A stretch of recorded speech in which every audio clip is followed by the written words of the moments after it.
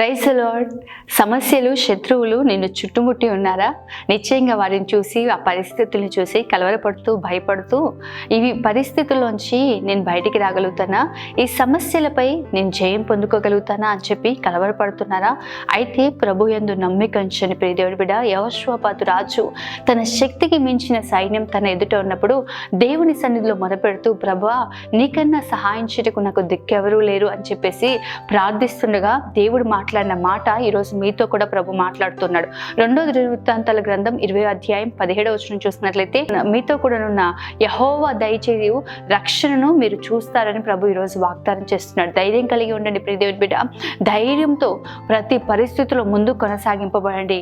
యెహోవా కలగచేయు రక్షణను మీరు కన్నులారా చూస్తారు. ప్రభు యందు మీరు ఉంచిన విశ్వాసం మిమ్మల్ని సిగ్గుపరచదు.